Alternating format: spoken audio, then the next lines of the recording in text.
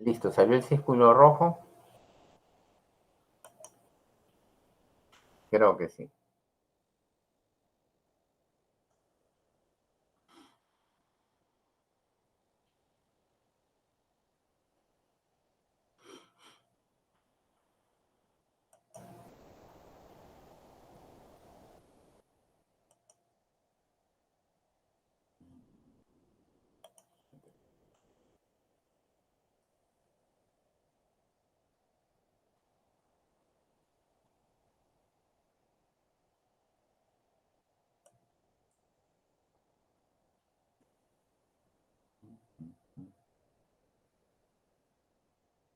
Vamos al este, a ver, vamos a ver cómo sale este. No sale.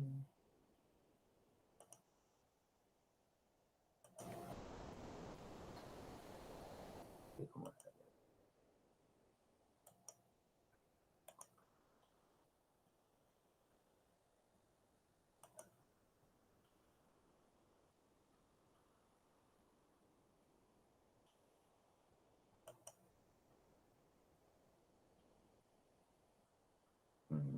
Sale todito entero. Vamos a jalarlo por allá a ver.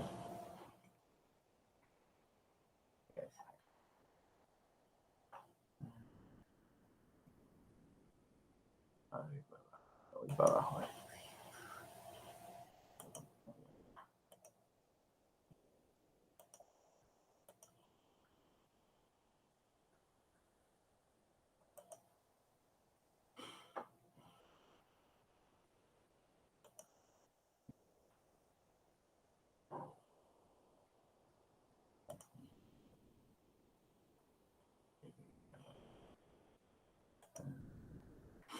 Hola, buenas tardes. ¿Se ve la pantalla?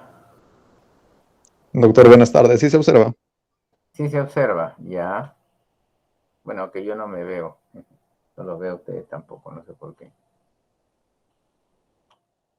Vamos a ver, ahí estamos. Ahí sí los veo a ustedes.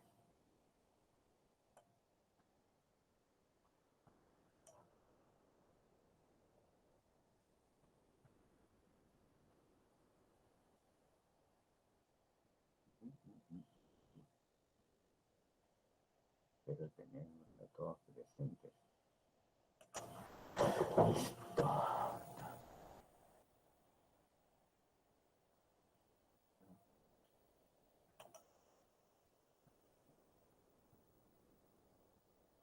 Que no sé dónde.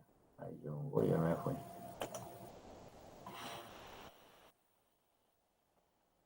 Bueno, ¿leen bien ahí? No. Hola. ¿Sí? Se ve pequeño, doctor. Se ve No sé. pequeñito ya. Mira, vamos a sacarlo el chat. ¿Ya firmaron todos? Están escribiendo todavía algunos. Ya.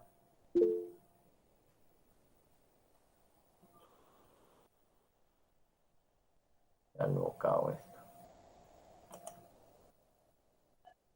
Me lo ponen grande ya. Listo, bueno, el día de hoy vamos a hablar sobre el tema de shock séptico en obstetricia y ginecología. O sea, se le ha asociado a las dos entidades debido a que hay algunas cosas que son similares. O sea, esta clase le sirve para este curso y para el que sigue. ¿Cuál es el problema que se vive todavía en algunos países del mundo? Es que existen pues 75.000 muertes anuales que tienen que ser, ¿no?, maternas, cosa que no debería ocurrir. Y queda un 5 o un 10% de casos con morbilidad materna. Hay una diferencia tremenda entre lo que es un país desarrollado que tiene tecnología, que tiene 2.1%, o sea, no están exentos ellos de que sufran una desgracia. Una desgracia en medicina siempre va a ocurrir, tengas o no tengas los recursos. En algunos países va pues del 0,0 hasta el 5.9, ¿no? Dependiendo de qué país estás y de los recursos de salud. Sin embargo, miren en el África, ¿no?, del 1.5 hasta el 4.9, en Asia va del 1.1 al 3.4, América Latina y el Caribe estamos entre 1.2 y 3.6. Entonces, si vamos a ver los cuadros de sepsis, miren cómo estamos. África, 9.7%, Asia, 11.6%, Latinoamérica 7.7. O sea, hay países en los cuales, digamos, la sepsis y las infecciones están terriblemente avanzadas. ¿Qué vamos a hablar el día de hoy? Vamos a hablar sobre términos concretos, ¿no? ¿Qué es un shock? ¿Qué es una sepsis? ¿Qué significa un SOFA, un QSOFA? Vamos a tratar de identificar las patologías más frecuentes que tienen, ¿no?, vinculación con shock séptico, las condiciones de mayor prevalencia en gineco-obstetricia. Vamos a reconocer signos y síntomas asociados al shock séptico. Finalmente, ¿cómo se maneja el shock séptico en obstetricia? Bueno, el shock, para que haya shock, tiene que haber una infección, ¿no? Este es un tipo de shock. O sea, viene una infección, produce una alteración patológica, va a producir también una alteración fisiológica con alteración bioquímica y finalmente, ¿no?, se instala un cuadro séptico. Finalmente, llegamos al shock séptico. Entonces, todo este proceso es una situación en que, como dice, en el que las anormalidades de la circulación celulares y del metabolismo subyacente son lo suficientemente profundas como para incrementar la mortalidad. El shock es una afección potencialmente mortal que requiere tratamiento inmediato e intensivo, ¿no? Y si a todo esto le sumamos que existen pues otros, ¿no?, otros factores, por ejemplo, el incremento de la incidencia, por ejemplo, ¿no?, en el envejecimiento poblacional, los malos estilos de vida, embarazos con riesgos de vida, imagínense, ¿no? La sepsis como causa importante de la mortalidad y enfermedad crítica a nivel mundial, otro factor. Hay personas que sobreviven a la sepsis, sí, pues, ¿no? Pero tienen que a largo plazo van a quedar discapacitadas físicamente, psicológicamente y cognitivamente. O sea, no quedan bien totalmente, ¿no? Y eso hace que se revise el tema constantemente. Entonces, ustedes se van a ver familiarizados en medicina con todos estos términos que los he tratado de agrupar acá para que no se sorprendan. Entonces, llamamos infección cuando existe la presencia de microorganismos en un sitio normalmente estéril, que generalmente, pero no necesariamente, se va a acompañar de una respuesta inflamatoria del huésped. Bacteriemia. Presencia de bacterias viables en el torrente circulatorio, siendo el criterio diagnóstico la existencia de un hemocultivo positivo. El síndrome de respuesta inflamatoria sistémica, que durante mucho tiempo se le trató de decir que era lo mismo en shock, no es pues. Simplemente esto es una respuesta clínica originada por un agente no específico que incluye dos o más de los siguientes signos. 1. Temperatura mayor de 38 grados o menor de 36 grados. 2. Frecuencia cardíaca superior a los 90 latidos por minuto. 3. Frecuencia respiratoria superior a 20 respiraciones por minuto. O un PCO2 menor de 32 milímetros de mercurio. 4. Una leucocitosis superior a los 12.000 leucocitos por litro o menor a 4.000. Entonces, no es lo mismo esto que un shock séptico. Sepsis. La sepsis es una disfunción orgánica potencialmente mortal causada por una respuesta desregulada del huésped a la infección. Sepsis grave. Se concibe bajo el criterio de sepsis más hipotensión y con evidencia de alteraciones en la perfusión de órganos, entre ellos cambios agudos en el estado mental, oliguria, acidosis láctica o alteraciones de la presión arterial de oxígeno, sin una patología pulmonar o cardiovascular previa. Anergia. Es un estado de no respuesta a un antígeno. Shock séptico, finalmente, entonces.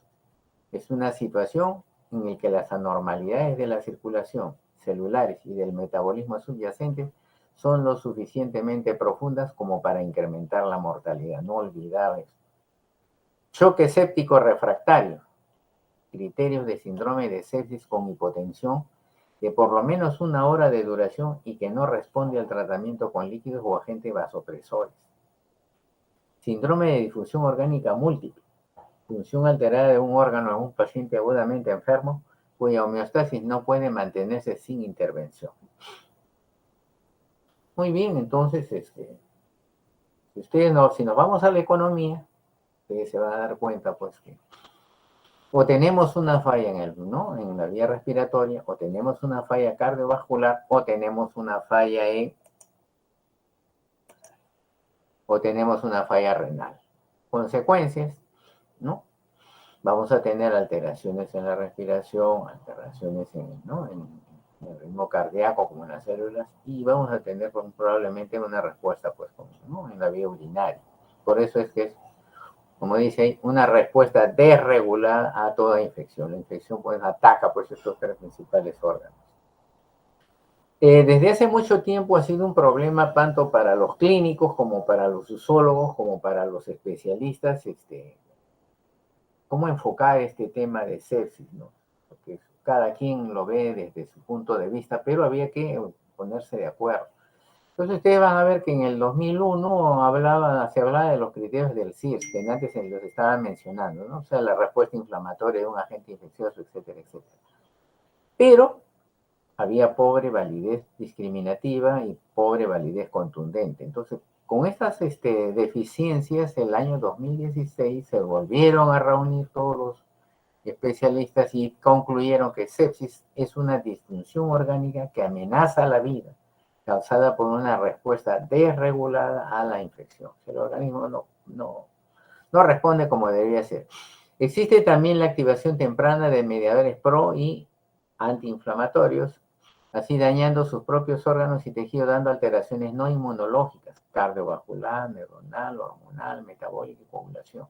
Con una disfunción, dice, organiza, no se relaciona a la muerte celular. Disfunción no organiza, no se relaciona a la muerte celular. Entonces, nos quedamos pues que la sepsis es una disfunción orgánica potencialmente mortal causada por una respuesta desregulada del huésped a la infección. Esta nueva definición destaca la primacía de la respuesta no homeostática del huésped a la infección. Y miren, tanta problemática traía porque no se ponían de acuerdo, se juntó la Sociedad Europea de Medicina Interna con la Sociedad, ¿no? de Cuidados Críticos, los usólogos, los infectólogos, los cirujanos, los neumólogos, y el año 2016 llegaron por fin a un tercer consenso internacional para definir sepsis y shock séptico, ¿no? Ya se pusieron de acuerdo. Entonces, y terminaron esa definición última que hemos señalado. Entonces, vamos a ver la patogenia. La sepsis y el shock séptico, ambas entidades no son, como dicen, no son estados aislados, sino que van a formar parte de qué cosa? De un proceso complejo en el cual intervienen factores propios del huésped y factores propios de los microorganismos. Hay una liberación desequilibrada de mediadores inflamatorios, una marcada vasodilatación sistémica, fenómenos de hipercoagulabilidad e hipoperfusión que van a conducir ¿a qué? A una disfunción orgánica que puede conllevar a la muerte. ¿Y el diagnóstico en qué se va a basar? En sospecha clínica, aplicación de escalas, la SOFA, el QSOFA, y la realización de una serie de pruebas complementarias analíticas, pruebas de imagen, cultivos de muestras biológicas. Entonces hay que echarle mano a todo lo que dispone la clínica. Entonces vamos a la epidemiología. Las infecciones que producen bacteremia y shock séptico con mayor frecuencia en pacientes obstétricos son, esto sí, por favor, apréndanlo, porque este es el pan nuestro de cada día en la obstetricia. Nosotros vamos a ver pacientes, ¿no? parturientas, ¿no? que terminan o están gestando y tienen endometritis. Puede haber una endometritis postcesárea, esto puede ser punto de partida de un shock séptico. Una coriamniotitis, punto de partida, ¿no? del shock séptico. Una fascitis necrotizante, una sepsis puerperal y un aborto séptico, entre los más comunes que uno ve diariamente. Entonces, este shock séptico, si no es manejado convenientemente, hay alta mortalidad. Miren, en el Perú, 57%, 50% en Estados Unidos.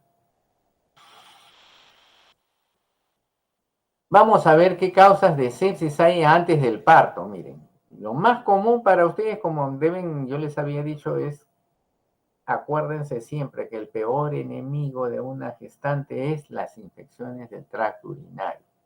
Después viene ya pues la neumonía, la apendicitis, el aborto séptico, la coriamniotitis. Y después del parto, ¿qué tenemos? Las endometritis, las infecciones de la herida operatoria, la infección del tracto urinario, la neumonía y problemas gastrointestinales. Si vamos a ver por porcentaje, miren, esta es una herida de una cesárea que está supurando, ¿no? Se ha contaminado por los planos superficiales. A veces tú operas una corneoamniotitis y los gérmenes de afuera te los sacaste y contaminaste los planos de la piel. Por no haber lavado bien tu herida antes de cerrarla, los gérmenes acá se depositaron, mire, sale una secreción verdosa ahí, que es lo que ustedes están viendo. Entonces, obstétricas, tenemos una corneoamniotitis del 0,5 al 1%, endometritis poscesárea, 70 al 85%, endometritis postparto del 1 al 4%. Esos pacientes en los cuales se han hecho demasiados tactos, se han hecho un trabajo de partos prolongado, hay que tener mucho cuidado, hay que dejarles antibioterapia, no dejarlos así porque se van a hacer una endometritis. O a veces se quedan restos placentarios y te hacen una endometritis. O pacientes que se han provocado un aborto, miren, del 1 al 2%, o pacientes que te han hecho, además de una infección de este tipo, van a una tromboflebitis séptica, ¿no? O pacientes que te han tenido cesárea con episiotomía y se han contaminado, pues, del 1 al 2%. Pero así como hay causas obstétricas, también hay causas no obstétricas que se van a vincular con la gestante. Pacientes con apendicitis, colecistitis, pancreatitis, infección urinaria, neumonía, infecciones por VIH, malaria, ¿no? Misceláneas, y también procesos invasivos que son terribles, ¿no? Por ejemplo, una fascitis necrotizante, felizmente menos del 1%, infecciones de cerclajes a veces, ¿no? Esos cerclajes que se ponen para evitar que haya un parto pretérmino ¿no? Por ruptura de membranas o porque el cuello es incompetente y han tenido que hacerle un cerclaje y se infectó el cerclaje. O se hizo una amniocentesis y se contaminó todo. Factores de riesgo para sepsis en pacientes obstétricas. Entonces, ¿qué procedimientos obstétricos, digamos, pueden causarle o podemos crearle un problema infeccioso? Miren, las amniocentesis y procedimientos invasivos intrauterinos. Yo quiero sacar una muestra de líquido amniótico y no hago una punción, si no he hecho mi asepsia, mi antisepsia, como es debida, puedo contaminarlo todo el embarazo, ¿no? Los cerclajes cervicales, las rupturas de membranas prolongadas, los trabajos de partos prolongados, los múltiples tactos vaginales, el trauma vaginal, finalmente la cesárea. Estos son los factores obstétricos. ¿Cuáles son los factores que el paciente a veces nos trae? Obesidad, alteraciones en la tolerancia a la glucosa, diabetes mellitus, alteraciones inmunológicas, tratamiento con medicamentos inmunosupresores, desnutrición y anemia, infecciones cérvico-vaginales, antecedentes de infección pélvica, insuficiencia renal, insuficiencia hepática, uso previo de antibióticos de amplio espectro. A ver, vamos a ver qué causas de sepsis hay en obstetricia. Y algunas las hemos mencionado. Entonces, corneoamniotitis, endometritis, aborto séptico, infección por episiotomía, infección de la herida quirúrgica, tromboflebitis pélvica séptica y causas no relacionadas al aparato genital, o sea que no tienen nada que ver con esto, están en otro nivel. Pielonefritis, apendicitis, colecistitis, infecciones mamarias, mastitis, abscesos. Y de causas no obstétricas, neumonía, VIH, tuberculosis, influenza y hepatitis viral. La microbiología, pues, es bastante, ¿qué les digo?, nutrida en cuanto, diríamos, se refiere a la flora y fauna que tenemos afuera y que son los responsables de esas infecciones y hay que tenerlas presentes. Ustedes van a ver acá, simplemente tocando bacilos gram negativos, que son los que nos persiguen en la ginecobstetricia. Tenemos al coli en primer lugar, la Klebsiella, la Haemophilus influenzae, el Enterobacter, el Proteus, la Pseudomonas y la Serratis. Todos son unos agresores. Anaerobios, los bacteroides, el Clostridium, los peptococos, los streptococos y el Bacterium. Cocos gram positivos, los neumococos, streptococos, los del grupo B y el estafilococo aureus. Algunos virus que también a veces molestan, la influenza, la varicela zoster, el herpes simple, los citomegalovirus, y a estos sí márquenlos bien porque estos son grandes enemigos, y el SARS-CoV-2. Finalmente, la listeria monocitoma. En la parte ginecológica también algo sucede parecido, o sea, no está exento de infecciones vaginales, procesos inflamatorios, pulvitis, bartolinitis, abscesos pélvicos y algunos procedimientos ginecológicos invasivos. ¿Qué gérmenes son los más comunes? Acá tenemos la Neisseria gonorrhoeae, la clamidia, el Mycoplasma hominis o Uroplasma. La flora del tracto gastrointestinal, bacterias anaerobias, peptococos, peptoestreptococos, bacteroides, garnerela, bacterias facultativas, Escherichia coli, estreptococo beta, estafilococos y orbacilos.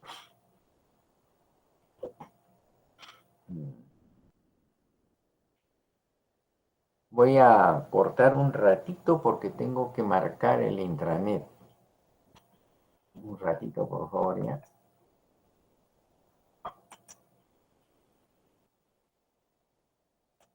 Listo. Ya está. Bueno, nos regresamos.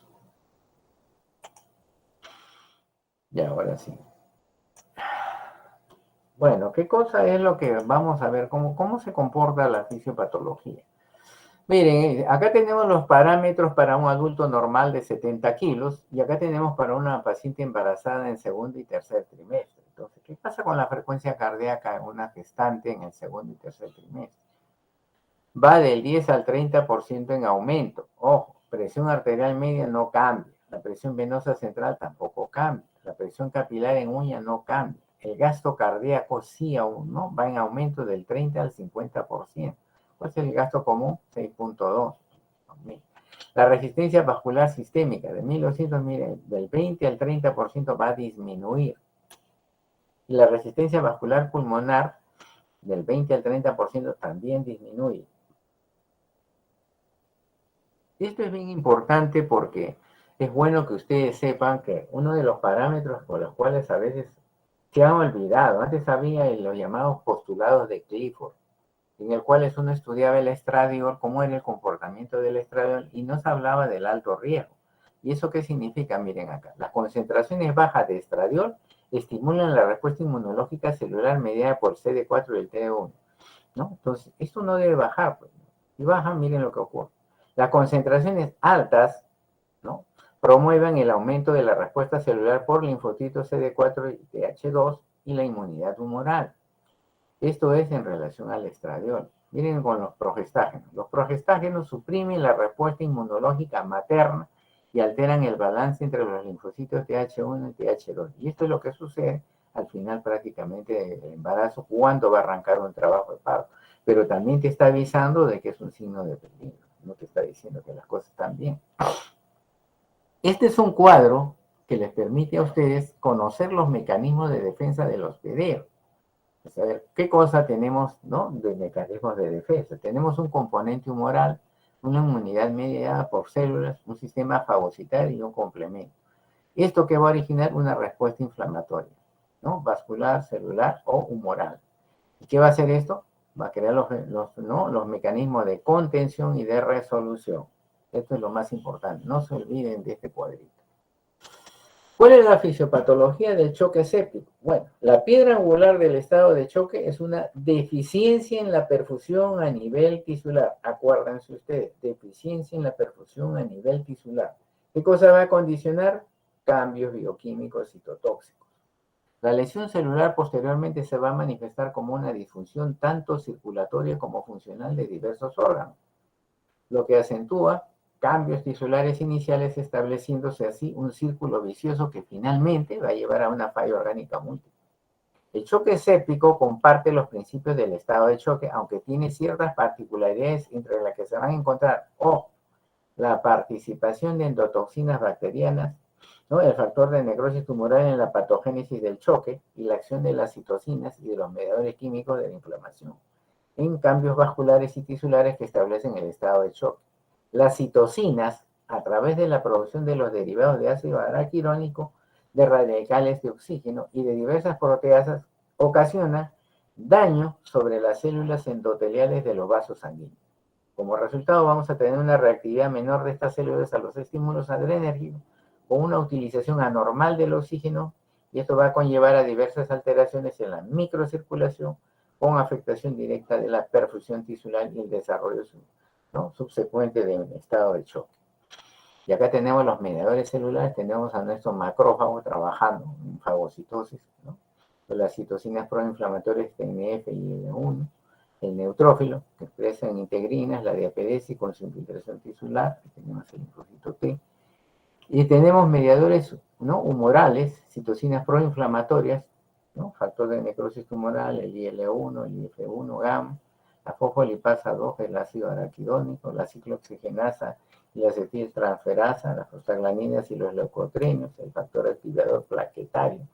Finalmente quedan producidas agregaciones plaquetarias de granulación de los neutrófilos, ¿no? Y en una fase hiperdinámica, cuando el choque es temprano o caliente, tenemos el paciente febril, con piel enrojecida, puede haber petequias, ¿no? Gasto cardíaco aumentado, ¿no? Igual que la reserva disminuida, el paciente taquicárdico y taquimnio, ventila menos, está taquicárdico, el PAS está normal, ¿no? La presión sistólica normal y la presión diastólica está disminuida. El nivel de conciencia, el paciente está agitado, con ansiedad o con malestar general.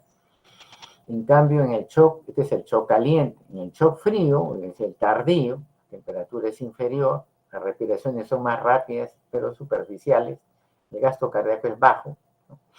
Igual, la ventilación está aumentada, el paciente taquicárdico hipotenso está con oliguria y acidosis láctica, nivel de conciencia está somnoliento y comatoso, la piel fría y está pálida. Y acá, por ejemplo, tenemos que reconocer las señales microbianas, a ver qué cosas activan el complemento, el daño epitelial y la migración de los monocitos, macrófagos y los polimorfos nucleares. En el daño epitelial aparece la cascada de coagulación, ¿no? Y una serie de factores como eso. Bueno, la vasodilatación periférica está comprometida y el paciente hace hipotensión, pues finalmente vienen las compensaciones con taquicardia. Finalmente, todos estos factores que ustedes tienen acá van a ocasionar qué cosa, fiebre. Entonces, tenemos pues que la sepsis, ustedes la van a encontrar en el CIE-10 con A40 o A41, que ahorita ya dicen que ya salió el CIA-11, con difusión orgánica que amenaza la vida. Entonces, ¿qué es lo que hace la sepsis? Nos crea un síndrome de dificultad respiratoria aguda, una hipotensión arterial y una injuria renal, o sea, los tres sistemas que habíamos mencionado. ¿Y qué causa, o qué es lo que lo origina? Una infección respiratoria, una bacteriemia terrible o una infección de vías urinarias. Esta es la respuesta. Luego tenemos la respuesta no regulada del germen a la infección. Entonces tenemos un factor patógeno, el cual se va a agregar el factor huésped. El huésped ¿no? Puede ser de sexo masculino o femenino, diferente raza, puede tener una genética inadecuada, una edad, joven, adulto, comorbilidad y finalmente la medicación, ¿no? Entonces el factor huésped es bien importante estudiarlo. ¿Y qué cosas van a modificar? Bueno, todo esto va a modificar el cuadro de la sepsis, ¿no? Depende de lo que tengamos acá. Entonces, infección es una respuesta regulada, pero la sepsis es una respuesta desregulada más disfunción orgánica. Esa es la diferencia entre estos dos. Entonces, sepsis hemos quedado como disfunción orgánica que amenaza la vida causada por una respuesta desregulada a la infección. Y entonces aparece un término que es el SOFA, es el sofá, ¿no? Pensando en un sofá de tu casa, ¿no? ¿Qué cosa hay ahí? Hay tres cosas bien evidentes: una hipotensión sistólica por debajo de 100, con alteración mental, ¿no? Y con una taquimia, miren, ¿no? Entonces, ahí están los tres aparatos y sistemas comprometidos con una sepsis, ¿no? Con falla orgánica. Si es mayor o igual de 2, la mortalidad va al 10%. ¿Cuáles son los factores? Miren, la presión arterial, la presión de oxígeno está disminuida, el FiO2 también. El Glasgow está ¿no? El Glasgow está disminuido, está en coma, el paciente está camino al coma, las bilirrubinas están aumentadas, el paciente está hipotenso y se va a tener que usar vasopresores, las plaquetas están disminuidas y tenemos oliguria. Entonces, disfunción o falla orgánica. ¿No? El que actualmente usamos, pues como yo les decía, es el SOFA, que significa en esto, ¿no? Secuencial Organ File, hacen score, puntuación de evaluación secuencial en insuficiencia orgánica relacionada con la sepsis, por ser el más común. Las puntuaciones altas están en relación a una alta mortalidad y este score, ¿qué cosa evalúa? Varios parámetros. Entonces, ese es el SOFA. Cuando tú necesitas o estás en un hospital. Pero si tú estás en la calle, mira, ojo, tú estás en la calle, estás en el micro, ¿qué te digo? En tu casa o te llaman para ver un pacientito, el QSOFA es una manera muy rápida de saber cómo está tu paciente. Es un criterio muy simple que ayuda a la sospecha de disfunción orgánica y tomar decisiones. ¿Cuál es la ventaja? No necesitas pruebas de laboratorio, ni tampoco necesitas mucha rapidez como acá. Ayuda a la sospecha de posible infección en pacientes sin sospecha previa. ¿Qué necesitas? Bueno, ahora vamos a ver. Esto es para recordarles a ustedes la escala de Glasgow, ¿no? Y es bueno que sepan de que 14 a 15 la vamos a encontrar, podemos encontrar en pacientes que tienen traumatismo craneano leve. Es un golpecito. 9-13, traumatismo craneoencefálico moderado, y menos de 9, ¿no? En un traumatismo de cráneo grave. Y acá tienen el puntaje, miren, ¿no? Si abre los ojos, es espontáneo, 4 puntos, a la orden 3, antes de un estímulo 2, ausencia de apertura, 1 punto. Respuesta verbal, ustedes hablan con el paciente. Si está orientado, 5 puntos. Si está confuso, 4. Si comienza a hablar inapropiadamente, 3 puntos. Incomprensible, gruñido, suspiro, 2 puntos. Carencia de actividad verbal, 1 punto. Y en respuesta motora, obedece órdenes correctamente, 6 puntos. Localiza estímulos, 5. Evita estímulos dolorosos retirando el segmento corporal, 4. Respuesta con flexión anormal de miembros, 3. Extensión anormal de miembros, 2. Y ausencia de respuesta, 1 punto. Entonces ustedes suman esta escala y les debe dar un puntaje. Y esta es el puntaje para la evaluación de falla orgánica. O sea, miren, de 0 a 4, ¿no? Entonces, si en esta escala yo estoy con un SOFA mayor de 2, hay riesgo de mortalidad, ¿no? Como dice acá, 10% en pacientes con sospecha de infección. Cuanto más puntaje tenga, peor es el riesgo. Entonces, ¿qué parámetros están involucrados acá? La respiración, ¿no? Vamos a ver la presión de oxígeno del FIO2, ¿no? Y entonces aquí tenemos, miren, mayor o igual de 400, 0. Menos de 401, 302, menos de 203, menos de 104. Vamos con las plaquetas, 10 al cubo, ¿no? Mayor de 150 o mayor o igual de 150, 0. 1, menos de 150, 2, menos de 100, 53 y 24. Vamos a ver los niveles de, ¿no? El hígado, niveles de bilirrubina. Entonces, menos de 1.2, 0. Entre 1.2 y 1.9, 1. De 2 a 5.9, 2. De 6 a 11.9, 3. Y mayor de 12, 4. Vamos al aparato cardiovascular. La presión media es mayor de 70, 0. Y tiene menos de 70, 1. Estamos usando dopamina y dobutamina, o sea, ya estamos usando de mediadores, entonces 2 puntos. 3 puntos si usamos dobutamina, epinefrina o norepinefrina, miren, y cuanto más, ¿qué te digo? Más dosis se use o más medicamento, más puntaje, ¿no? Entonces está dependiendo ya de esta droga. Vamos al sistema nervioso central, entonces el Glasgow que acabamos de evaluar, ¿no? Que tiene 15, 0. 13 a 14, 1. 10 a 12, 2. 6 a 9, 3. 4, menor de 6. A nivel de renal, la creatinina menor de 1.2, 0. Entre 1.2 y 1.9, 1. Entre 2 y 3.4, 2. Entre 3.5 y 4.9, 3. Mayor de 5, 4. Finalmente, como les digo, ustedes van sumando y entonces le va a salir a ustedes la cifra acá. Si sale un SOFA mayor de 2, estamos por acá, imagínense, el paciente pues está grave. Estas tablas deben estar en todas, diríamos, las instalaciones donde se brinda cuidados especiales a los pacientes que vienen con problemas, ¿no? Serios, pues, ¿no? Con compromiso, sea cardio, respiratorio, renal. Entonces, aquí está pues el Q-SOFA. Imagínense que ustedes están en la calle, ¿no? Y ven que el tipo está respirando muy rápido, ¿no? Más de 22, ya pues. Tú le hablas y está inconsciente, ya tienes pues otro parámetro, y le tomas la presión menos de 100, entonces este paciente está en shock. Tienes que llevártelo volando, ¿no? Llaman a la ambulancia y lo llevas. Esta es una manera, diríamos, rápida de hacer una evaluación de si estamos frente a un caso grave o no. Entonces, shock séptico, hemos dicho, es una situación en la que las anormalidades de la circulación celulares y del metabolismo subyacente son lo suficientemente profundas como para incrementar la mortalidad.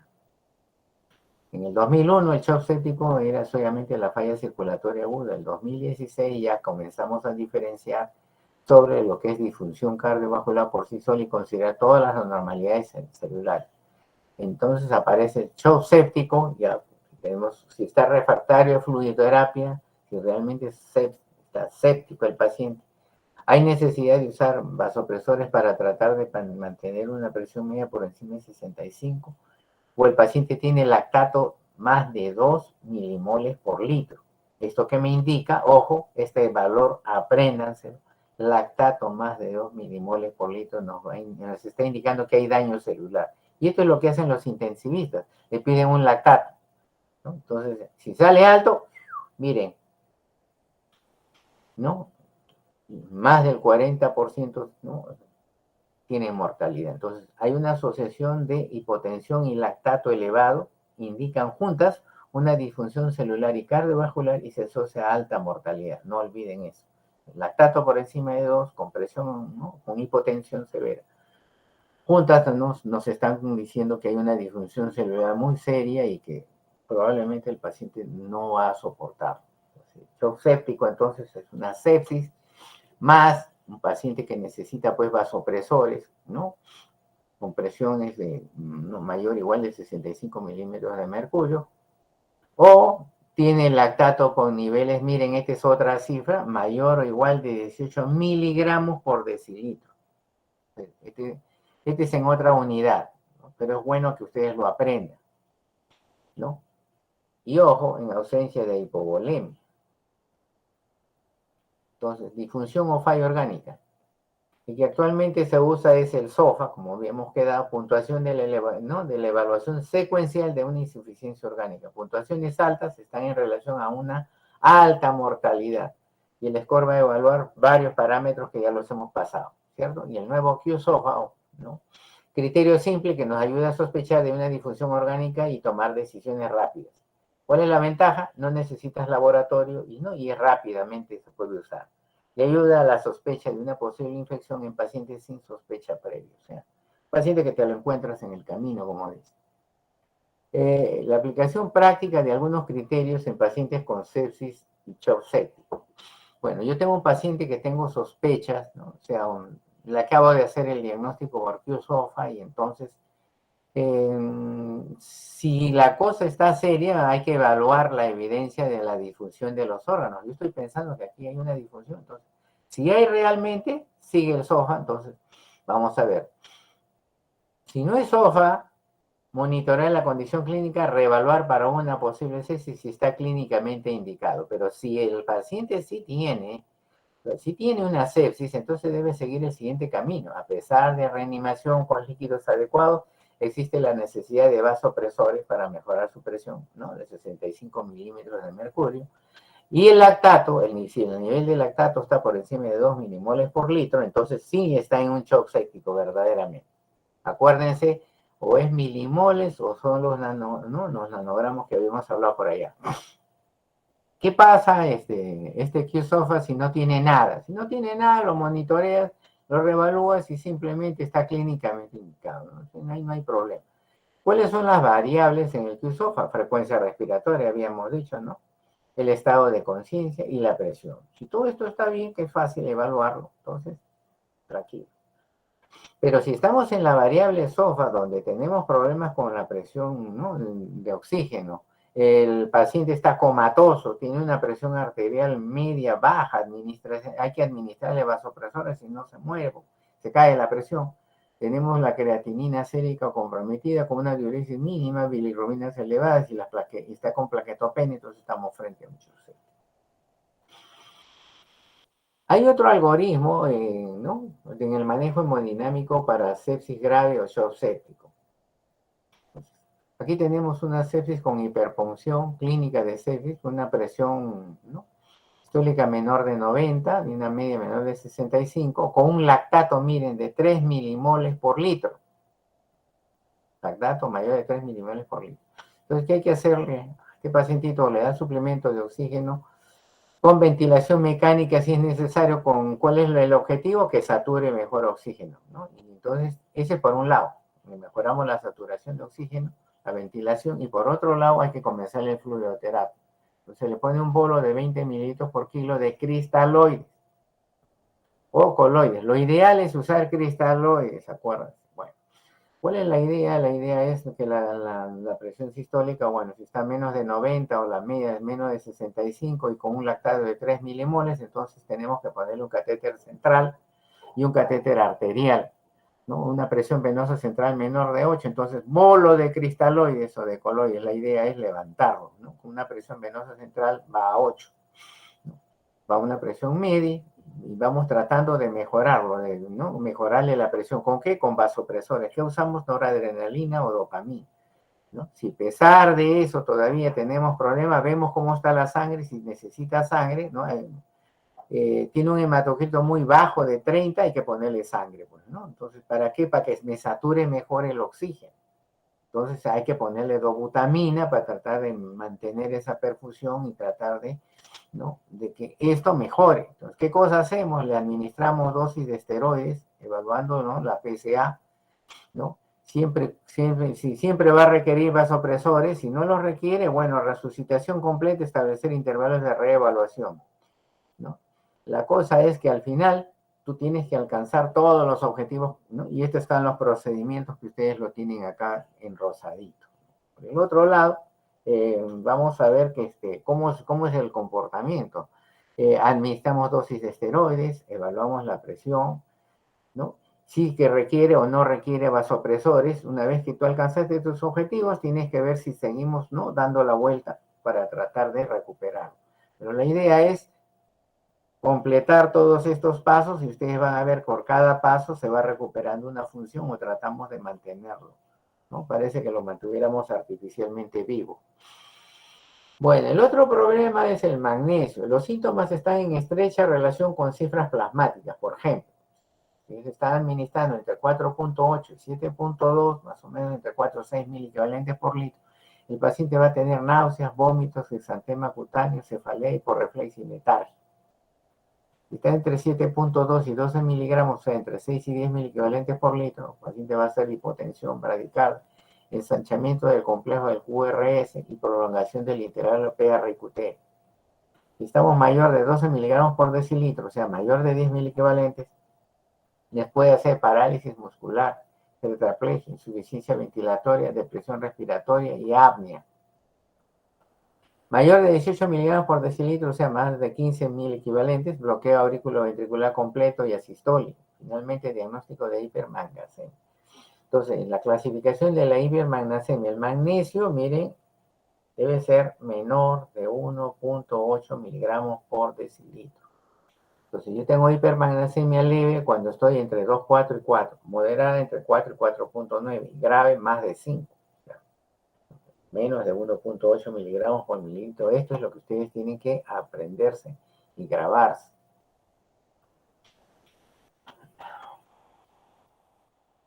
Entonces, ¿cuáles son las causas de una hipermagnesemia? Aporte excesivo de compuestos de magnesio, uso de hidróxido de magnesio en la úlcera péptica, por ejemplo, gastroduodenal, tratamiento de hipomagnesemia, uso de sulfato de magnesio en el tratamiento de preeclampsia y eclampsia, absorción excesiva de magnesio por el tracto digestivo, en caso de enfermedades inflamatorias del estómago o del intestino. Excreción renal alterada, insuficiencia renal aguda o crónica, insuficiencia suprarrenal, hipotiroidismo, ¿no?, el déficit de cortisol, aldosterona y hormonas tiroideas van a alterar la excreción renal de magnesio. Hipercalcemia familiar, hipocalciuria y tratamiento con litio, ¿no? Entonces, la hipermagnesemia altera la conducción neuromuscular. Hay que tener mucho cuidado porque también he visto que hay productos que los están vendiendo para, ¿qué te digo?, para la gente de la tercera edad y no deben hacerlo así nomás. O sea, no debe administrarse así nomás hasta que tú no tengas, ¿qué cosa?, un dosaje inicial para que sepa si está bajo o no. Si no, miren todos los problemas que ocasiona. También que ocasiona, miren, disminución de los reflejos tendinosos, parestesias faciales, parálisis musculatura lisa, estreñimiento, retención de orina, hipotensión, debilidad de los músculos, sobre todo respiratorios. En el electrocardiograma, prolongación del intervalo PR, hipermagnesemia severa, alteraciones de la conducción auriculoventricular e intraventricular. En la hipermagnesemia extrema puede aparecer bloqueo cardíaco, incluso asistolia. Pueden aparecer síntomas de hipocalcemia. Bueno, La detención de una concentración en suelo entonces mayor a 1,2 milimoles por litro, en todos los casos hay que determinar siempre la concentración de creatinina y de otros iones en el plasma. Tratamiento, eliminar las causas de la hipermagnesemia. En estados de emergencia, alteración del ritmo cardíaco, alteración de la ventilación, administrar ¿qué cosa? Gluconato de calcio. Una de las cosas que ustedes en obstetricia se debe aprender es que cuando tú administras sulfato de magnesio, tú lo debes dar y debes estar probando los reflejos osteotendinosos. Si el paciente comienza a perder reflejos osteotendinosos, está pasando todo lo que le hemos mencionado acá arriba. Entonces, ¿qué debes hacerlo? Ponerle gluconato de calcio. El gluconato de calcio se puede aumentar la excreción renal de magnesio, administrado en 1000 o 2000 mililitros de cloruro de sodio y furosemida endovenoso de 20 a 40 miligramos. En estado de riesgo vital se puede disminuir rápidamente la magnesemia mediante una diálisis o usando una solución para diálisis sin magnesio y pobre en magnesio. ¿Qué pasa con la microcirculación? La microcirculación es realmente una de las más afectadas en este proceso de shock. Entonces, tenemos un incremento de volumen plasmático, ¿no? Vamos a tener disminución de la resistencia vascular periférica, y esto es una, ¿no? Una mamá normal, ¿no? Esto es lo que ocurre. Tenemos más volumen plasmático, disminución de la resistencia vascular periférica, aumento en 15 a 20 latidos por minuto. Ojo. Entonces, esto es normal. Vamos acá donde hay falla. Hipovolemia, disminución relativa. Entonces, hay falla en la microcirculación porque hay una mezcla o cruce arteriovenoso de capilares con bypass, ¿no? Y va a haber un secuestro venoso. Entonces, tenemos una hipovolemia asociada a una depresión miocárdica autónoma, incremento de permeabilidad capilar y utilización anormal de sustancias metabólicas. Como consecuencia que vamos a tener una baja resistencia periférica, hipotensión, shock séptico, resistencia periférica no está aumentada. Entonces, va el shock séptico. Esto es lo que se teme. Sepsis y embarazo. Entonces, tenemos una disrupción interfase materno-fetal, respuesta fetal inflamatoria en útero, resistencia fetal por el sistema inmune poco desarrollado con incapacidad de generar una mayor respuesta inmune. Y ojo, es la quinta causa de muerte materna.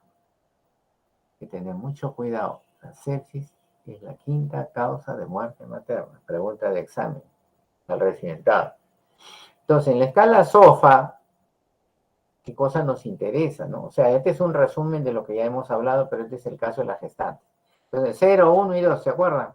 ¿No? En el otro nos habíamos ido hasta 4. Entonces, respiración, tiene, ¿no?, más de 400, ¿no? El frío y la presión, 0. Menos de 400 a 300, 1. 2, menos de 300. Plaquetas, habíamos dicho, más de 150.000, 0. Entre 100 y 150, 1. Y menos de 100, 2. La bilirrubina menos de 20, 0. Entre 20 y 32 micromoles por litro, 1. Y más de 32, 2. La presión arterial media, si tenemos más de 70, 0. ¿No? Menos de 70, 1. Y si la paciente requiere vasopresores, 2.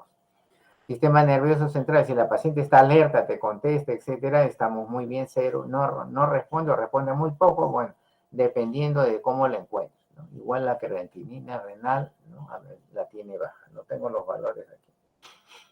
Tensión arterial, entonces, puntuación 90, 0, menos de 90, 1. Frecuencia respiratoria, menos de 25, 0.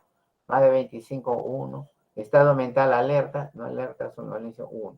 Entonces, 1, criterio ninguno, baja sospecha de sepsis, monitorización clínica y reevaluar.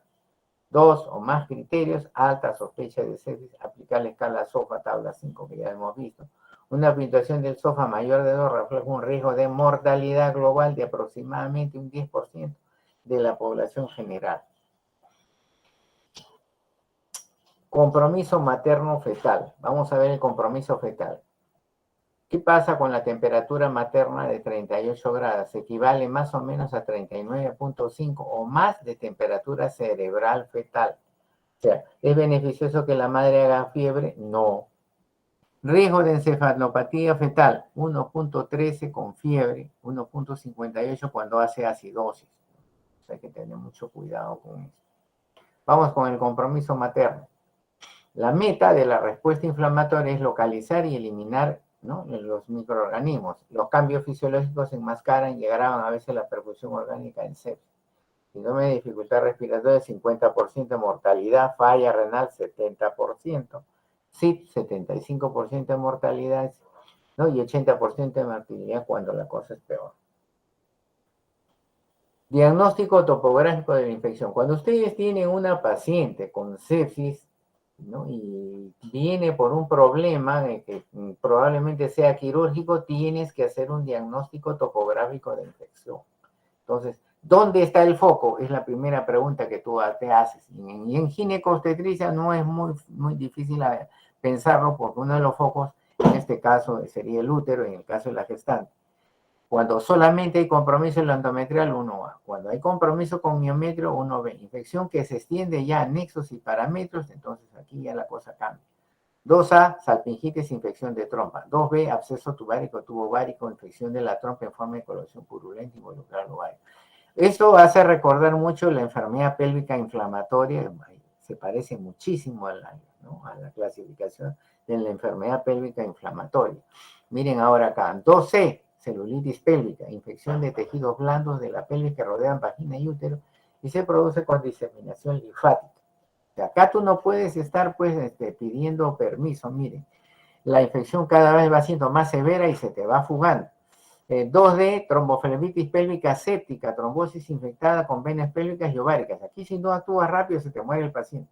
Infección que se ha extendido al peritoneo, o sea, ahora tienes una pelviperitonitis, no una peritonitis que está en la pelvis, y el 3B, la peritonitis, ahora pasó a todo el peritoneo, o sea, ya está en la cavidad abdominal, ¿no?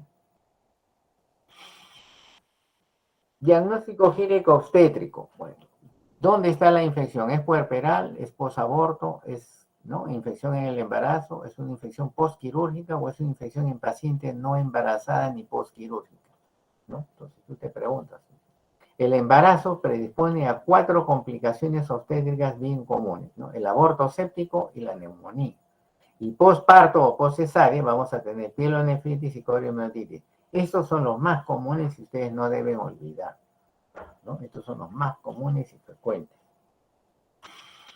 ¿Cuáles son los signos y síntomas que yo debo buscar o encontrar en mi pacientito? Miren, las variables generales en signos y síntomas tenemos, ojo, temperatura corporal por encima de 38, temperatura corporal menos de 36, frecuencia cardíaca mayor de 90 latidos por minuto. La paciente está con taquímetro, alteración del estado mental, balance positivo mayor de 20 mililitros por kilo en 24 horas, hiperglicemia mayor de 120 miligramos por decilitro. Signos y síntomas son variables de la difusión orgánica. Tenemos hipoxemia arterial, el PA2 o el FIO, menor de 300, una oliguria menor de 0,5 por kilo por hora, incremento de creatinina mayor de 0,5, un INR mayor de 1,5 o un PPT menor de 60 segundos. El paciente tiene hilo, está haciendo una trombocitopenia menor de 100.000, hiperbilirubinemia con una bilirrubina total mayor de 4 miligramos por decilitro. Tenemos problemas con el laboratorio, miren, variables inflamatorias, leucocitosis por encima de 12.000, leucopenia menor de 4.000, leucocitos normales con bandas mayor del 10%, un PCR mayor de 2 desviaciones estándar sobre el valor normal, procalcitonina, no se olviden, mayor de 10 desviaciones estándar sobre el valor normal. ¿Qué cosa vamos a encontrar con estos pacientes? Bueno, hipotensión arterial, ¿no?, mayor de 65 milímetros de mercurio, la presión arterial media, el índice cardíaco mayor de 3,5 y disminución de resistencia. Finalmente, variables de perfusión, hiperlactemia mayor de 2 milimoles por litro,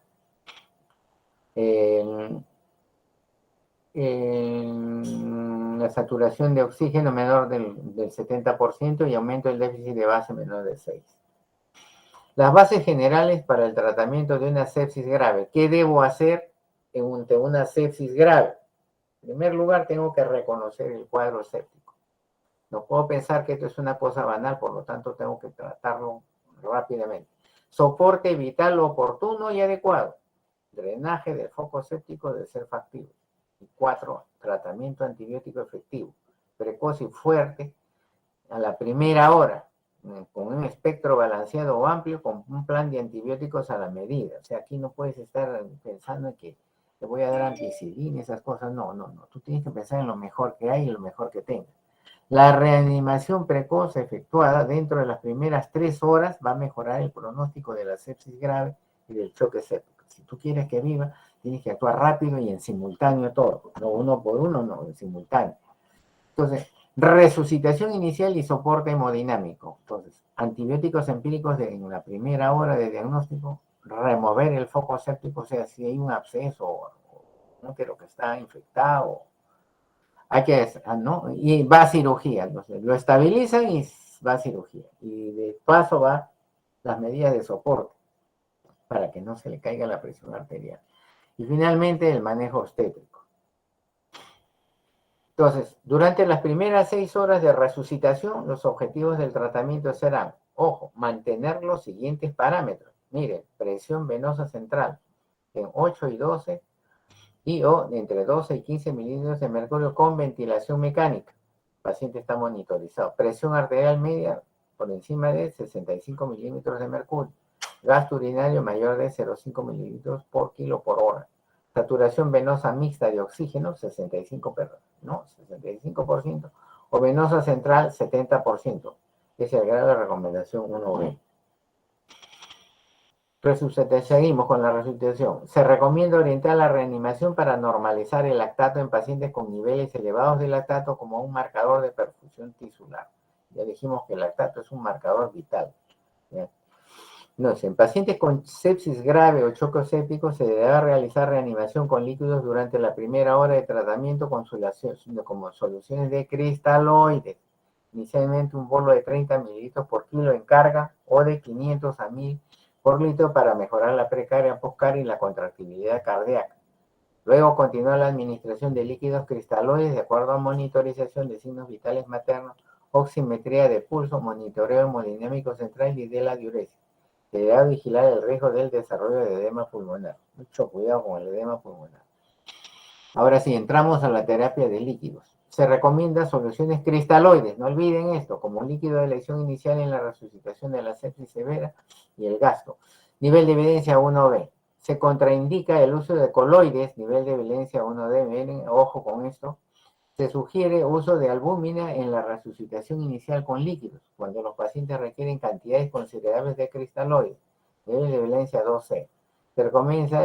Se recomienda el reto inicial de líquidos en pacientes con hipoperfusión tisular inducida por sepsis con una dosis de 30 mililitros por kilo en solución cristaloide, nivel de violencia 1C. Cuando la reanimación con líquidos falla y la paciente persiste con hipotensión, o sea, presión arterial media menor de 65, se deberá iniciar con terapia vasopresora.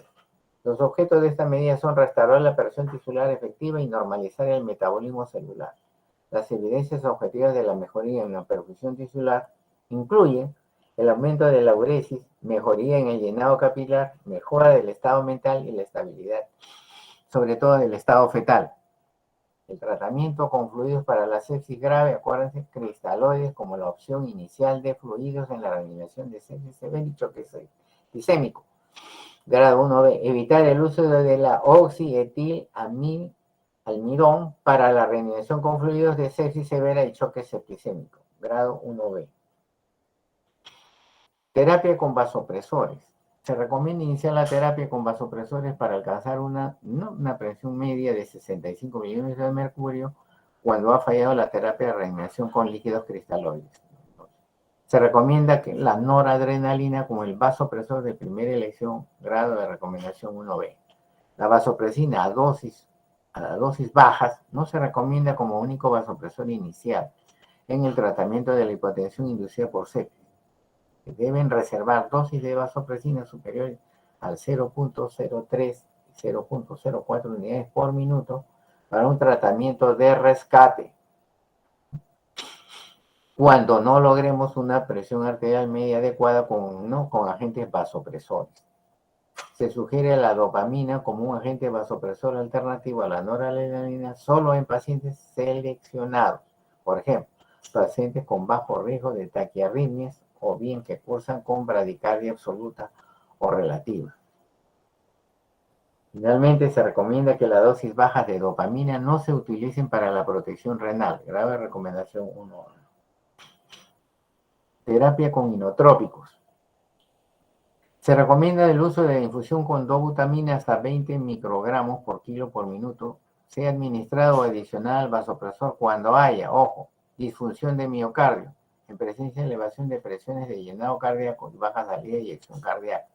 Signos de hipoperfusión a pesar de alcanzar un volumen intravascular adecuado y una adecuada presión arterial media. Grave recomendación 1C. No se recomienda el uso de dobutamina como estrategia para incrementar el índice de gasto cardíaco. Grave recomendación 1B. Entonces, ¿cuáles son las evidencias y recomendaciones? Miren, vasopresores, norepinefrina como vasopresor de primera elección, grado 1A. Se puede añadir 0,03 unidades por minuto de vasopresina norepinefrina con el intento de aumentar la presión arterial media o disminuir la dosis de noradrenalina, ¿no? Norepinefrina, grado 1B. Tratamiento con el inotrópico es administrar perfusión de dobutamina hasta 20 microgramos por kilo por minuto al vasopresor, ¿no?, de disfunción miocárdica, como indican las presiones cardíacas con llenado elevado y bajo gasto cardíaco. Signos continuos de hipoperfusión a pesar de lograr un volumen intravascular adecuado y presión arterial media adecuada. Todo esto que ustedes ven es manejo de, ¿no?, de una UCI. Entonces, son reglas y parámetros que tienes que tenerlos presentes. Pruebas complementarias que habría que solicitarle, hay que solicitarle de todas maneras: un hemograma, un perfil de patorrenal con bilirrubina, pruebas de coagulación, PCR, equilibrio ácido-base venoso, lactato en sangre. No aumenta, ojo, la validez predictiva, pero puede ayudar a identificar a pacientes con riesgo intermedio. Es útil para guiar la resucitación, consiguiendo la normalización del lactato en casos de hipoperfusión. La monitorización seriada es útil para fijar un objetivo terapéutico y es una herramienta pronóstica, ojo, en pacientes con sepsis y shock séptico, ¿no?, independientemente de la presencia de una hipotensión o hipoperfusión. La procalcitonina, no se olviden de esto, el lactato y la procalcitonina, es un biomarcador útil. ¿Qué cosa es la procalcitonina? Es un biomarcador útil para el apoyo de la decisión de inicio, ¿no?, desescalada e incluso suspensión del tratamiento antibiótico de manera segura, pero nunca como criterio único. Permite identificar a los pacientes con peor pronóstico en términos de mortalidad. La monitorización de los biomarcadores de inflamación, procalcitonina y PCR, permiten identificar a los pacientes en las que el tratamiento empírico inicial es apropiado. Ahí tienen algunas preguntitas que son claves para ustedes. Obtener cultivo antes de la terapia antimicrobiana en 45 minutos. El volumen de extracción de sangre debe ser menos de 10 mililitros. Entonces, se recomienda obtener cultivos apropiados antes del inicio de una terapia antimicrobiana si no existe una demora significativa, ¿no? Mayor de 45 minutos es el inicio del antimicrobiano, grado 1C. Diagnósticos y pruebas de imagen. ¿Qué cosa le podemos solicitar a nuestro pacientito que tiene su foco infeccioso? Una ecografía renal en caso de sospecha de foco urinario, una ginecológica en caso de sospecha de endometritis o restos ovulares posparto o posaborto, radiografía de tórax en caso de sospecha de neumonía o edema agudo pulmonar, TAC abdominopélvico pélvico con contraste si tenemos una sospecha de colección abdominal con lesión intestinal, urológica o sospecha de trombosis pélvica séptica. TAC o resonancia magnética cerebral si tenemos alteración de nivel de conciencia. Y finalmente, en cualquier paciente chocada sin foco aparente debe hacerse una prueba de imagen abdominal, ecografía o TAC, para descartar foco renal, biliar y valorar si tenemos obstrucción de las vías que obligue a tomar alguna actitud intervencionista. Un ratito.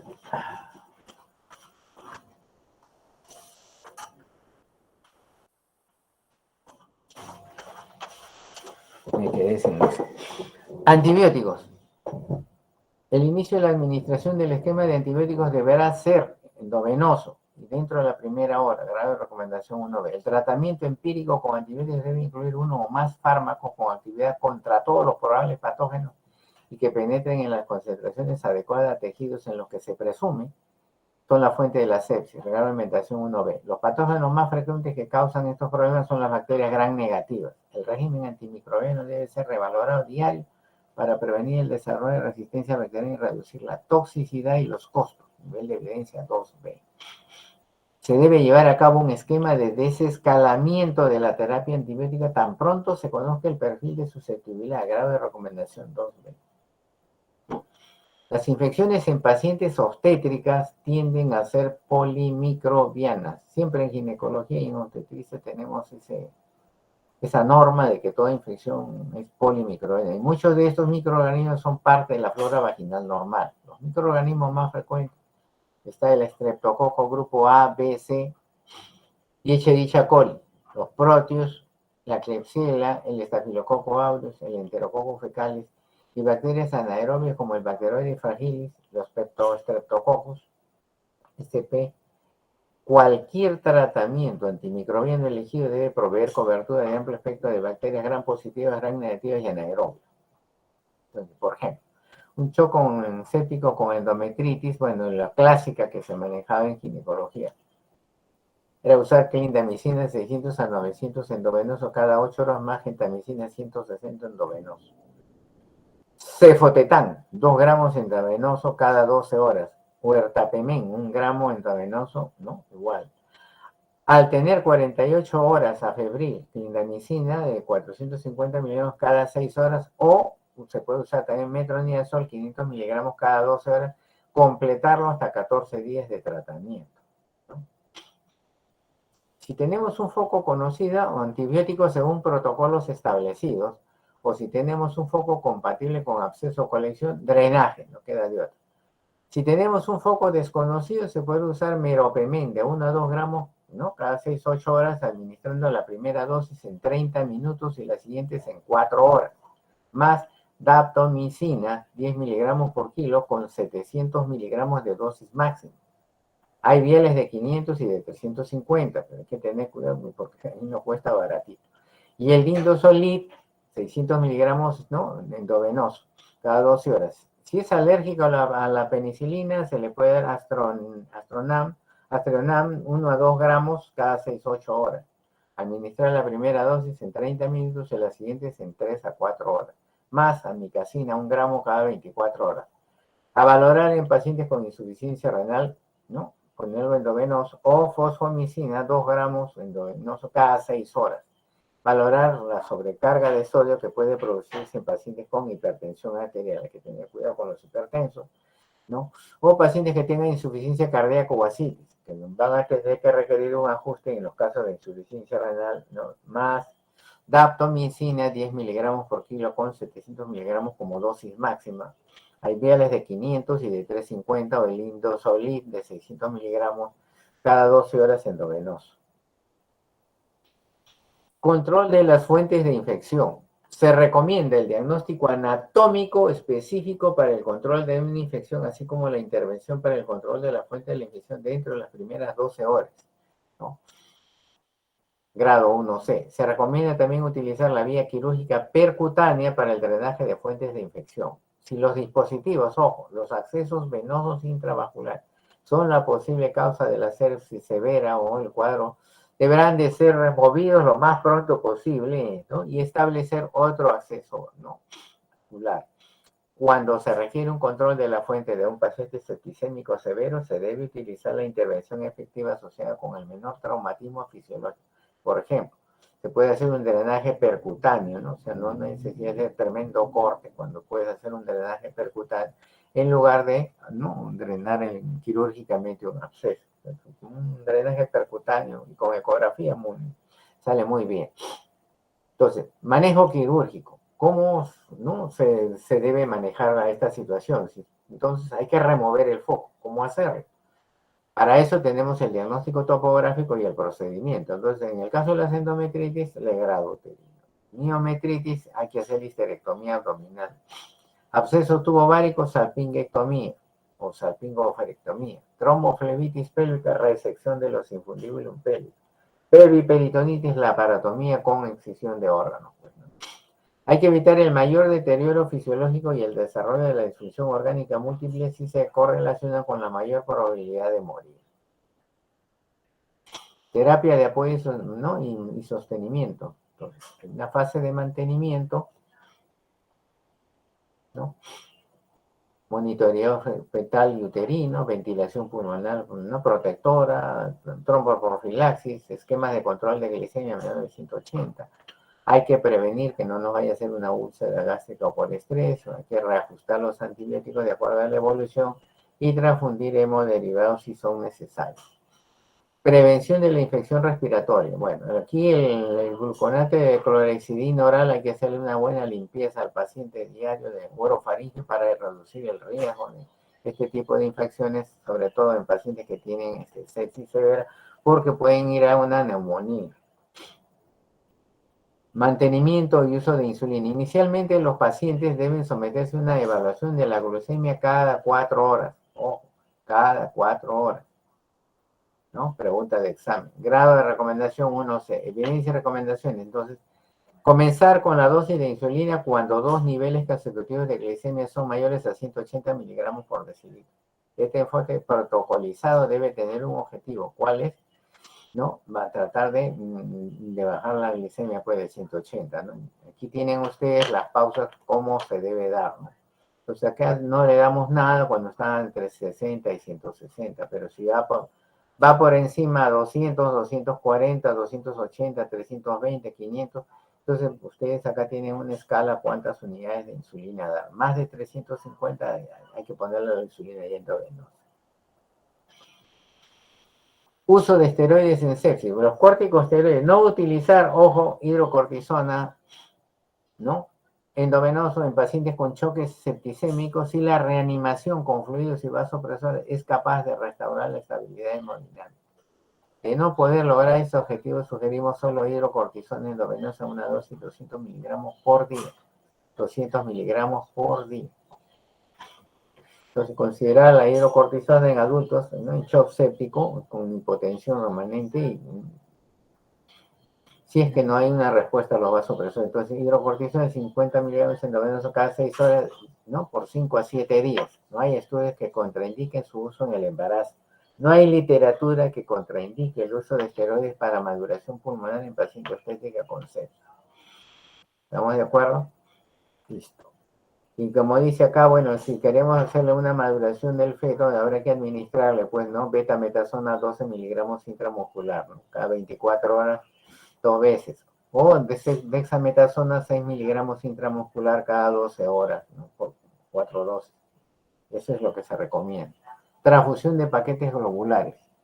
Se recomienda que la transfusión de glóbulos rojos únicamente sea realizada cuando la concentración de hemoglobina sea menor de 7 gramos por decilitro, con la meta de mantener valores de hemoglobina entre 7 y 9 gramos por decilitro. Se recomienda transfusión de un paquete globular para mantener un hematocrito de 30 o más de 30 si la saturación venosa central es menor al 70%.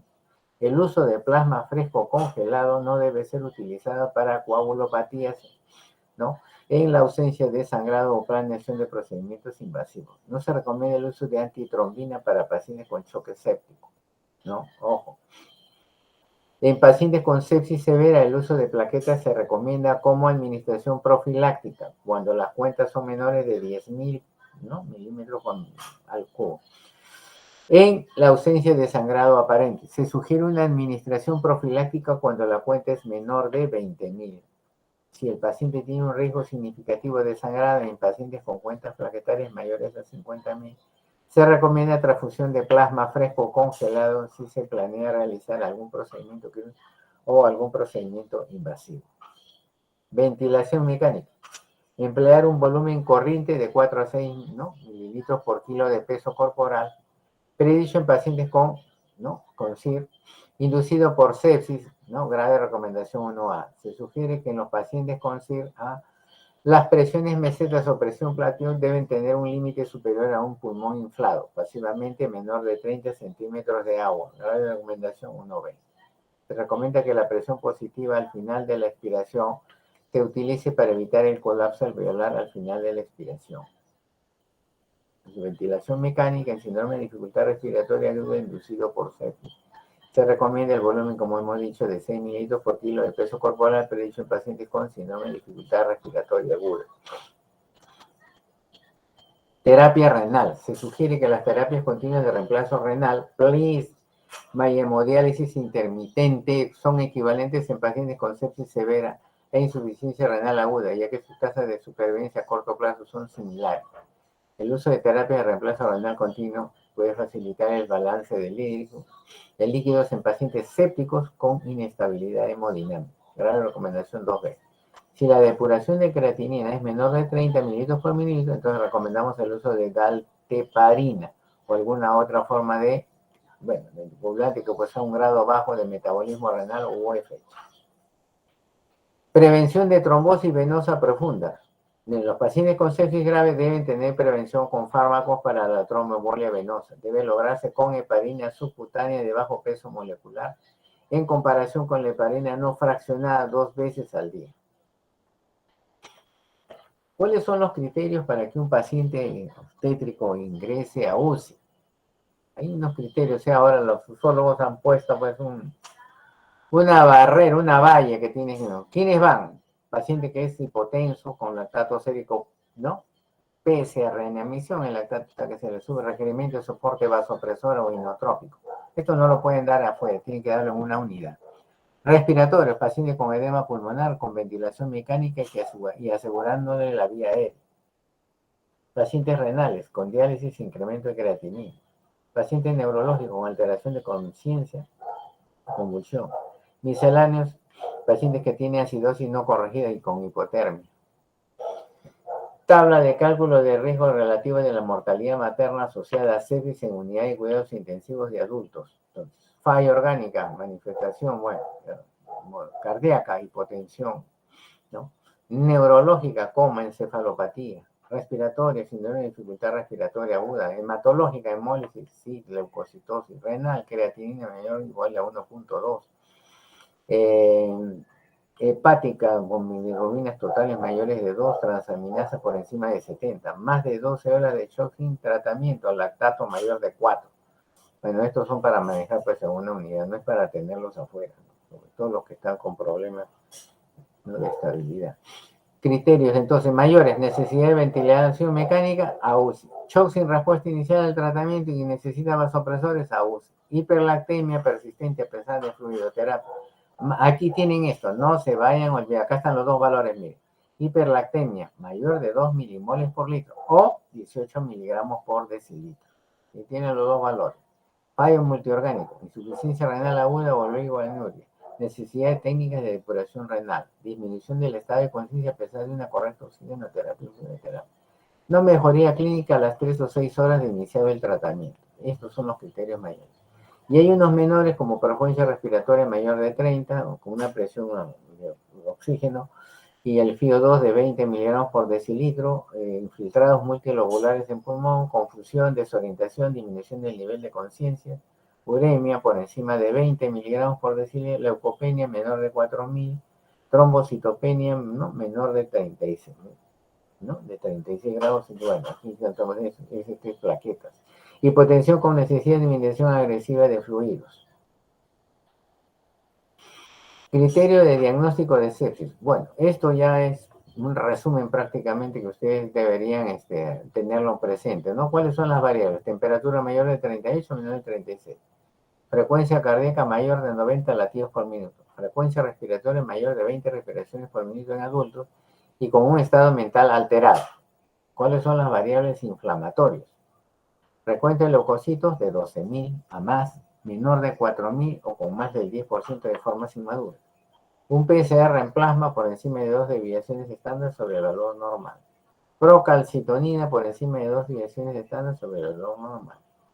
Variables hemodinámicas: presión sistólica menor de 90 o presión arterial media de 70. ¿No? Saturación de oxígeno venoso 70%, índice cardíaco mayor de 3.5 litros por minuto.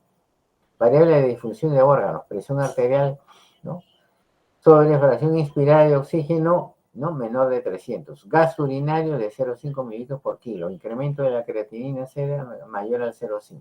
El INR, ¿no?, internacional mayor de 1.5. Un TTPT mayor de 60 segundos. Recuento de plaquetas menor de 100.000. Bilirrubina mayor de 4.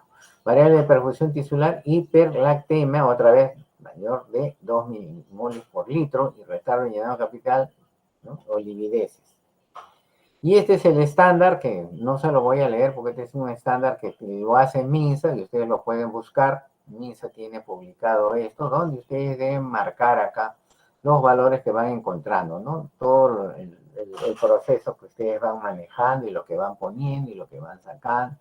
Todo eso, y si el paciente se le operó, no se le operó, como dice acá, ingresó a la UCI, qué hora ingresó, cómo se monitorizó, ¿cierto? Los valores de resultados de laboratorio, si le hicieron o no análisis, placa radiográfica, ecografía, ¿no?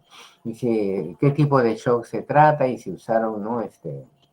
Vasopresores, noradrenalina, dopamina, si el paciente usa sondafolia, le pusieron, si le están dando oxígeno. Prácticamente son todos los estándares de calidad que debe tener un servicio, que debe brindar un servicio. ¿Cuáles son las precauciones? Ojo, monitorización continua durante el proceso del parto. Si tú monitorizas no tiene por qué tener problemas o vas a detectarlos para solucionarlos. No es un predictor sensible de inicio temprano del sepsis neonatal. Ojo, ante un estado materno severo y fatal, considere desembarazar independientemente de los resultados neonatales. O sea, si hay necesidad de terminar el embarazo, pues hay que terminarlo. Evite la anestesia conductiva ¿no? Si se planteó una cesárea. Bueno, en la fisiopatología hay razones, y como dice acá, es una condición poco frecuente en el embarazo, ¿no? Existe preocupación por el feto en el desarrollo, por la confusión en los cambios fisiológicos asociados al embarazo. Entonces, uno siempre se pregunta qué cambios hay que hacer. Miren acá, sobre todo el oxígeno, ¿no? La oxigenación, y qué es lo que debe hacer en el tercer trimestre, cuáles son los rangos, ¿no? Complicaciones maternas y perinatales. Entonces ya habíamos hablado, complicaciones maternas, ¿no? Cuando la madre termina en UCI con un edema pulmonar, con una dificultad respiratoria, o tiene falla renal, o tiene un choque hepático, o tiene émbolo séptico, o tiene una isquemia miocárdica, o un accidente cerebrovascular, o una coagulación intravascular diseminada, finalmente puede morir. Perinatales, o sea, parto pretérmino, sepsis neonatal, hipoxia perinatal, muerte fetal o neonatal.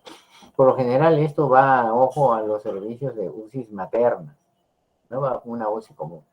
Finalmente, la evaluación fetal. El monitoreo fetal y tocodinámico indican dependiendo de la edad gestacional. La frecuencia cardíaca fetal a menudo revela taquicardia fetal como una respuesta a una fiebre de la madre.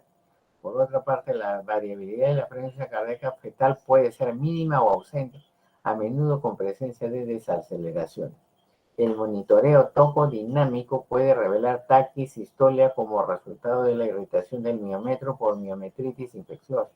Pacientes con infección aguda durante el embarazo pueden desarrollar contracciones uterinas con o sin modificaciones cervicales como resultado de la liberación de endotoxinas.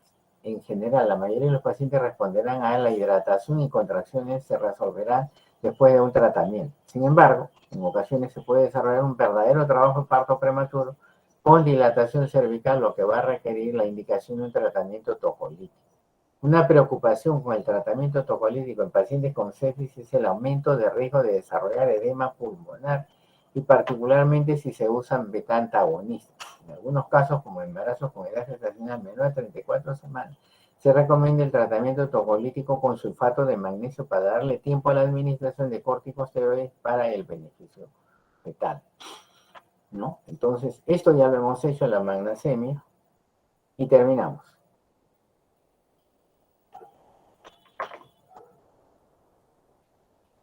Como ustedes han visto, el manejo pues, de estas entidades no es tan sencillo, todo se maneja por protocolos. Hay un protocolo para cada acción, pero lo más interesante de todo es saber hacer el diagnóstico a tiempo. O sea, tú arrancas con tu QSOFA, tu SOFA, y luego arrancas con tus parámetros mayores, y luego ¿qué haces? Le tocas la puerta a la UCI. Ya la UCI sabe cómo manejarlos. Toda la información que ustedes han recibido es cómo es el trabajo que se hace en UCI. O sea, ustedes no están obligados, como yo tampoco, bien, a sabérmelo de memoria porque yo no soy usólogo. Los mismos usólogos que te digo, tienen que saber cómo manejarlo. Estamos con un problemita con esto, espérate, ¿cómo le hacemos?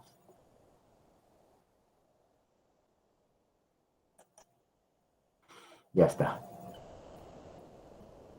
Espero que no sea tan traumático como el shock séptico para ustedes, pero yo les aconsejo que los cuadros que se les ha puesto allí, los valores de cada uno, diríamos, del laboratorio que uno tiene que obtener, todos son de gran utilidad. En los servicios como sala de partos o ¿qué te digo? Centro obstétrico, deberían tener estas tablas a la mano para que tú estés atento, ¿no? Porque tranquilamente a un paciente que a veces tú lo tienes con un RPM 2, 3, 4 días y lo tienes hospitalizado porque está muy chiquito y la no sé cuánto, tú tienes que tener parámetros para decir cuándo vas a terminar esa, ¿no? Cuándo vas a terminar esa gestación, eh, con quién debes hacer las interconsultas, cómo debes manejar esos casos y qué es lo que sigue. Yo te he dado todo lo que sigue y todo lo que se debe hacer. Entonces, los usólogos tampoco no son unos todopoderosos. Siempre que tienen una gestante, ellos lo llaman al clínico obstetra para que vea si el tratamiento que ellos están dando es adecuado y no te va a modificar el embarazo o no le va a hacer perjuicio a la criatura. Y la otra es que te van a decir es, bueno, ¿cuándo vas a terminar ese embarazo? Porque nosotros necesitamos que la mujer ventile mejor, ¿no? Y cuanto menos focos de riesgo tengamos, entonces vamos a poder ponerle de todo. Una vez que la mujer desembaraza, como dicen, sale el muchacho y entonces ellos están felices porque, ¿qué te digo? El paciente tú lo puedes voltear para un lado, para el otro, puedes sentarlo, cambiarlo de posición, y te da más facilidades para conducirlo, porque una gestante o una unidad de cuidados intensivos es tremendamente, ¿qué te digo?, difícil para el personal, ¿no? Imagínate tratar de sentar la gestante, aspirarla, lavar, encima si la tienes intubada, fíjate cómo es el tremendo trabajo. Y a veces en las unidades de cuidados intensivos no se tienen las camas que debería tener, o sea, deberían tener unas camas súper articuladas y son camas tipo balance, donde te permite a ti pesar el paciente diario, movilizarlo, cambiarlo de posición, pararlo si quieres, ponerlo de costado, tranquilamente, solamente manejando los controles electrónicos. Eso no tenemos, pues, porque no. Uno de los hospitales de acá de Chiclayo lo tiene, pero a veces en las clínicas, como la clínica Delgado, sí tiene, ¿no? Pero no cuesta 10 centavos, pues, ¿no? Muy bien, ¿alguna pregunta que tengan que hacer?